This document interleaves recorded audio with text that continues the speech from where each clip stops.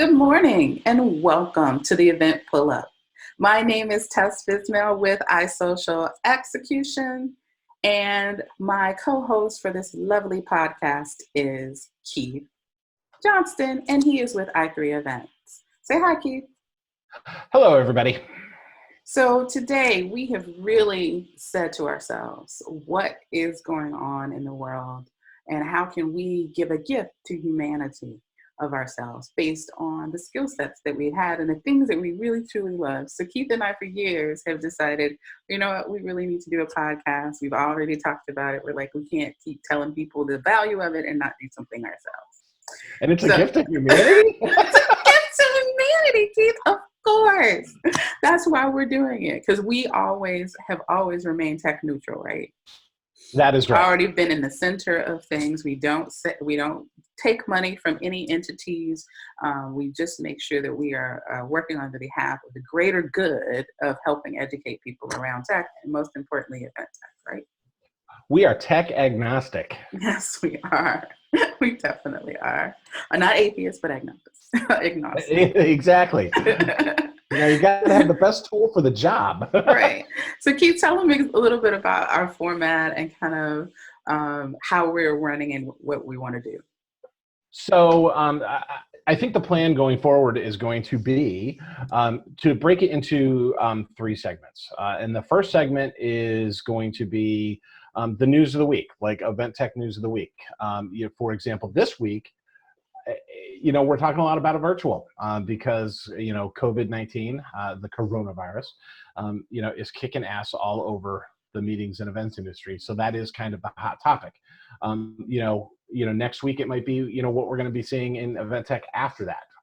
Then the second part, we are actually going to concentrate on a guest. So for next week, we have a really, really cool guest coming up who's going to talk about, making your virtual event into a podcast, which I think is really cool. And for this week, we're actually the guest because we're going to be talking about the pitfalls to avoid when producing a virtual event, or the pitfalls that we've seen some of our clients make or have to jump across. And then that third segment will just be closing out the week, which should be getting everyone the show notes and all of those good things. How'd I do, Tess? Was that all right? Oh, that was perfect, Keith. We roll with what is comfortable for people. We're not stodgy or anything like that. So I think this is going to be a great opportunity. And then we are going to also create a channel of some sort for our listeners and viewers, since we are visually recording this as well, to be able to engage with us in some form of fashion. So look forward to that in the future. So let's talk about event tech news, or just news of the week. What has been going on in the world, Keith, that you've seen that may be of note for people? Before we get into our news of the week, the one big thing that I've seen is I think that a lot of our industry associations and a lot of other industry folks, our industry gurus, were really optimistic about how quick this thing was going to end. They did all those keep on meeting campaigns and all of this and that. And I don't think we can be thinking about that right now. So my big thing from the whole week is I think everyone really underestimated how badly this was going to go. Yeah, and I totally agree, and I think it's more been reactionary. I think the love and the exploration that we've been doing as a community has been great, but I don't think people really have taken the time even to do what everyone is calling pivot to life is not the same. We are really truly at a 0 point reference. I've been talking about all across conversations I've had in groups and chats, and you can't, it's not like there's an authority on anything because it hasn't happened in this day and age. And even in prior years, it hadn't happened because we have technology in the forefront and the internet. So people know things. So I think life is going to be different. Yeah. Well, and I also think it's changed. Life is going to be different and it's going to be changed forever. Events aren't going to come back the way that they were before this, right? You may get whole populations from countries that can't come to your event because they're having a flare up of COVID. right? Cities that all of a sudden have a big flare up and they have to lock down. So, until there's a vaccine, I think we're going to be dealing with a lot of weird stuff. But hey, I got to keep us on time. Yep. So let's move on. What other kind of news do we have for the week? Well, your news. So I'm sharing that screen right now. So here's the first thing. What are you up to? What is your So I've had to take a real hard look at, really truly what my skill sets are. And I think people need to do that, especially as independent planners or independent contractors. What can you do that doesn't depend on anyone else? So I have been asked to be a main stage speaker, which I'm excited about, with Event Geek. And it's the Reboot 2020 conference that's taking place on April the 14th from 9 until 4 p.m. And that is Pacific time. And for all of my event profs out there, I know that it is GMID Day, but this is a totally new area. These are field and event marketers, not the tribes that I've been working in and through for the last few years. So I do encourage other people to do that. So Keith, if you scroll down a little bit, you'll see a whole bunch of people who are going to be on the main stage and keynoting here. But if you take a look at my session, is it down there at the bottom, Keith? I don't know. But the title, yeah, there it is. It's up, yeah, right there. That's my little head down at the bottom. It's called Staying Human Through Tech Disruption. And I'm going to really talk about those leveling playing fields, really what actually happens. What are the little things? When the rubber meets the road, what are we thinking about? Because I think people said, overall, we need to switch to virtual. What does that mean? Who's helping me with that? But they're missing the little things around. So I want to talk about humanity. And that's kind of why I opened up with that today. So Keith, what are you up to? Well, like everyone else, we all have to do new things and try new partnerships and reach out and connect with people who are in the same space, but where you complement each other. So here in Chicago, we've actually started a group, Remote, Reliable, and Responsible. And it's a collection of event profs. So you've got me on the technology side, and then a whole host of others that will be launching later this week. And it's basically anything that a small, medium, or even large size association might need in this time. So we've got people who are experts in contract negotiation that can help them with their contracts. We've got people who do virtual events. We've got people who are event planning logistics masters. We've got people who are good at graphic design. Because a lot of these organizations are having to furlough or lay off people, when this starts to pick back up, they're not going to have those resources available right away. And so we're looking at this as a good stopgap for these folks. They need a quick service. They need someone to come in and negotiate a hotel contract for them. Boom, we've got someone who can be available right away. You need someone who can help you take that live or virtual event and make it hybrid. Boom, you can get me right off the bat. So I think that, I'm seeing these pop up all over the industry, and I think they're fantastic, right? It's forcing people on our side, to kind of, I guess, set aside our differences and work together for the greater good of our clients. Absolutely. I've always been a firm believer in, I've never had competition. I've always had just people I haven't worked with yet. And so, I'm starting to see a lot of other people take that mentality now. And I think moving forward, I think that that's going to be a good thing. Yes, absolutely. That's what I'm up to. So hopefully next week on this show, I will be able to actually debut it, because we're working on the website right now. As you can kind of see, I've only shown the top half of it because it's not. Oh, perfect. I'm so glad you said that. That's really truly the spirit of what we've been talking about with several people about starting some consortiums, and what does consortiums look like, and why competition doesn't exist anymore. That should not be a part of our language. In our human-centric environment is what we have now. So that's great, Keith. I'm really happy about that. We'll talk about one that I'm thinking about and working with a little bit next week. So excited. Cool. So, remote, reliable, and responsible. Tell me a little bit about that, Keith. I just did. I know. I thought we were moving on to Splash.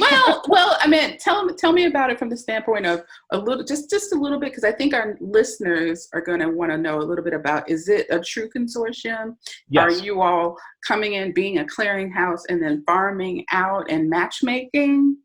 No, we are actually just that little bit. Just that little bit. Yeah. Well, currently there's 9 members, and it will grow. And basically, it's one expert from each field. So again, we've got the event tech guy. We actually have a lawyer.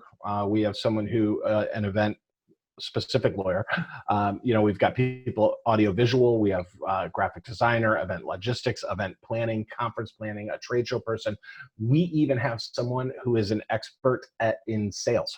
So if someone coming back needs exhibit or sponsorship sales, we have that person ready to go.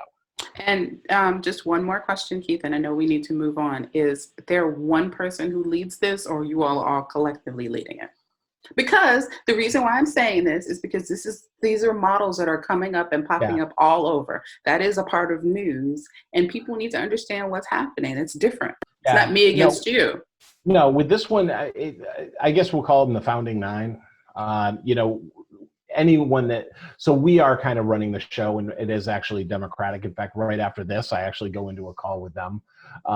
So anyone I think who comes in afterward won't have, can certainly be a part of it. But I think that the 9 that are here now are the ones that are going to steer it forward. Okay. All right. Well, thank you very much, Keith. So what's on the horizons now? We picked a couple. There's tons of tech companies out there that are offering new things in the virtual space and supporting the virtual space, but we just picked out a few. Splash this week just announced, actually yesterday, that they are supporting and the event marketing aspect of virtual. So scroll down just a little bit and you can go onto their site. We're going to actually provide this link here, but it's a branded opportunity. So oftentimes when you're thinking of going into a virtual space, you may have just only experienced a Zoom and you're just right into the platform, where this actually lets you have a touch point involved, but then also it marries and connects with your technology. And if you scroll a little bit more, Keith, it'll show just all of their partners that they partner with on this. So they partner with Zoom, GoToMeeting, all of the big ones, the On24s, the Vimeos, and the like. So I think it's going to be interesting because people are going to need that pretty version and that event marketing portion along with what they're doing every day. Cool. And I think so people should definitely check that out. A little bit kind of similar to one that we have coming up, but Splash is a very, very cool tool. And now do you want to go on to, I love this one that you found, the next one. Yeah. This was really good. So 101 free tools to help you through the virus pandemic, if you will. Scroll down a little bit, Keith, because what happens here is this is really truly a list. Everyone's giving out things for free, but what they did, Entrepreneur Magazine decided to pull it all together in one place. So let's look at Slack, what they're giving out, Loom, Intermedia. This is a lot of technology that's out there that we've used or we use on a daily basis. And it's just a one-stop shop for you to be able to say, oh, they're giving this away. Oh, this is great. I didn't know that. I didn't realize it. Yeah, and like I love it. Like here, when you look at like Blue Jeans, which is actually one of my favorite video platforms, very similar to a Zoom, but free access to video conference services to first responders and NGOs. Right, and that's awesome. That's awesome. They really truly need that, and you'll see that more and more. We should have talked about the one, and I can't remember the name of it, but it's a walkie-talkie, push to talk type thing for your mobile phone, and they're actually offering it free. To all first responders as well. So if you have, first responders in a rural community, I cannot remember the name of the tool. But just because you say can't remember it now that I can either as well. But we'll put it out there. Yeah, and we use it actually at events, right? Because it's a nice way to do push to talk. But they're offering rural communities the ability to use it. Because where walkie-talkies, it's too far, whatever happens, or radios or whatever. That is, I think some of these companies are doing some really cool things. Yeah. All right, now moving on. Heo.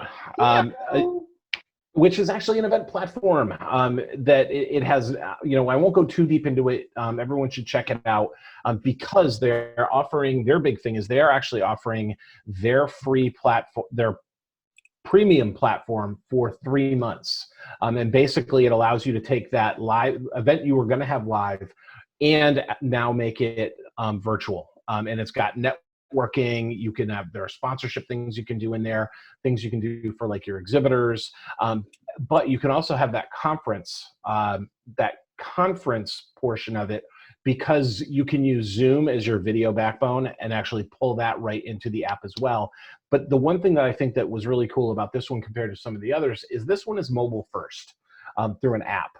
And I think that, a lot of times when people are planning, hey, 9 minutes left. A lot of times when people are planning their events, they're doing it for the desktop, and a lot of people don't have access, or don't want to, their kids in the house and things like that. This allows them to do those things on a mobile phone. Oh, how nice! How nice! Yes. Mobile is key. You're going to have skills around getting on your laptop and utilizing it effectively, as well as your device. So don't think that they're separate. Yes. Now, the last one for the news of the week is Attendify. Everybody knows them as they are hands down by far my favorite event app. Not only because the technology is good, but I think that they've always done a really good job with pricing. That it's always been a fair price for a fair service. And they're really, really nice people. But beyond that, they are actually debuting a live streaming platform. So basically you can take your, a Zoom or whatever, and you can actually now do registration and then deliver that conference experience, again, in a really affordable, really straightforward package. And I think I've actually seen what it looks like. We all got kind of an insider thing, and it looks really great. Again, simple to use. And that is actually coming in the next week or two, or hopefully in the next week or two, for folks that are having to pivot to virtual. So we'll see how it goes. But again, because it's from Attendify, I know it will work. Wonderful. So the meat of what we really wanted to talk about with you the last few minutes of the show is around pitfalls. Oh, yes. The pitfalls of doing a virtual event. And there are many. So, and again, knowing that we only have about 8 minutes or so left, let me start this one, because the biggest pitfall I see that people are falling into, or the biggest hole people are falling into, is a lot of organizations are choosing the wrong tech. When they're going from a live event to a virtual event, they're picking too much tech, right? The one thing I think that everybody forgets about what makes a conference, even a virtual conference, a success has 10% to do with the platform, 90% to do with the content. That's right. If you have amazing content, people will fall all over themselves, watch crappy video and all of that to partake in great content. I think some people are forgetting that, and they're going with these huge, super expensive virtual platforms, and then they've put everything into that, and then they have mediocre content. Yep, totally agree. Which leads me to your next point, which I know is they don't take the time before even creating the content or repurposing the content to actually have a strategy, and that's where the rubber meets the road, because this has happened so quickly. A lot of our peers have just said, oh my goodness, what am I going to do? Let me just call Zoom up. Well, it's not a let me just call Zoom up. You can't do that, right? You just can't, right? You have to take the time to strategize. You have to have that point in that neutral time frame where you can actually brainstorm on what this truly means and what are your options. Yeah, and it's amazing, right? Because as a planner and someone who puts together live events all the time, we'll spend weeks and weeks and weeks and years planning a single 3-day, 4-day event, but people are actually rushing and putting plans together in 15 or 20 minutes. I have an event that had to go virtual, and it's coming up in May, and I kid you not, it lasts 30 minutes, and we're actually having about 5 hours of meetings and 2 rehearsals. Absolutely. Right? Because you want it to be as seamless as possible. And And it takes a lot to yes, do it. It is not as it easy as just a point and click. no, it is not. That is very true. Okay, next one. Practice, practice, practice, practice. Which you just said a little bit about that. Why? Yeah. Because again, the practice, or call it a rehearsal if you want, is because you don't want speakers futzing with their microphone or their earphones, or I can't hear anything. You have to practice over and over and over to make sure that everybody knows what challenges might pop up. Practice is great so that everyone, it goes seamlessly. But for me, practice is important so that you can identify where things are going to break and fix them, or gaff tape them right before they actually do break. And let me step in with that a little bit. Again, there should be a neutral party to be able to help you with that. It's Yes. not that, I think what a lot of our peers, especially on the planner side, are doing, are turning to their audiovisual company and thinking they can produce the entire thing for them. But that's not necessarily true. No, not all Because can. a good bit, a lot of them may have the technology and the know-how on the studio type of productions, on pushing the content to a live situation where it's remote, online, and live streamed. However, there's still a whole gamut of things that are in between. And oftentimes, if you don't have that person who understands both sides, what you do, what they do, and helps marry that together. So it's kind of like when you think about a stage manager. Stage manager has to pull all parties together to move things forward, right? Well, who is managing your stage for you? You can't always rely on the AV team, because a lot of times these AV teams, I love them to death, but some of them don't even know this world. You have to have a good sense of events, a good sense of software, as well as hardware. And they may be more hardware and tech people that way, as opposed to knowing how to mesh and pull it together. So that's what the practice. Who's going to run and conduct that piece? Zoom is not doing that for you. They'll do things up to a point, but they're not going to do all of that for you. No. And then you said, make sure you have rehearsals for speakers. Who's going to do the rehearsals for the speakers? Right. How is that going to happen? And it should be, again, something, someone who's neutral, who's helped you with the strategy. And the other thing is, especially if you're switching from like your annual conference to a virtual event, take the time, meet with each speaker individually and then do it in groups. Take the same amount of time that you would have put into that in-person live event to put it into the virtual event. Exactly. And then also one thing we actually didn't even think about on here is, figure out all of the ways that you can give the sponsors the love. Right. These are the guys that, are working with you because they're not going to have their booth and they're not going to have, whatever sponsorship they had, bring them into the fold and make them a part of the production. If you can do that. And there are all kinds of different ways in which you can do that. I love that not all presentations have to be live. For example, with Uppercase, what happened with that? Yeah. So Uppercase is, it's a live event, and oh my God, I forgot who actually put it on. But one of the cool things that they do is none of their presentations are actually given live. The speakers actually take their own time and record them at home on whatever they're comfortable with. Then they send in that video, and then the video is actually put into the time slot. But it actually allows for great presentations. A speaker can go through and really take the time to make that 45-minute presentation spectacular. And again, if you're using a good virtual events platform, not necessarily, Zoom is a great platform. We're using Zoom right now, but I don't know if it's a great virtual event platform. You want that session to go live at 9 a.m. So if you're using something like a Hey Summit or a couple of the other ones that we talked about earlier, or On24 or any of the other ones, boom, you actually can create a production, right? Yes. And it's various budgets. It's all about goals and objectives. It doesn't fit everyone. And you kind of have to think about, to me, every aspect of it, just similar to what people went through when they selected a mobile app for the first time. Yeah. And Yeah. did they really pick the right vendor for that, which 85% of the people just did not do that. So, No. so that's why we want to give our gifts to humanity around telling you, hey, let's take it back a little bit. The last Yeah. thing, I know we have to wrap up in a second, is that Keith, you're always focusing on not all attendees want to network, right? Yeah. They're you need to prepare for that. And how do you engage them the way they'd like to engage?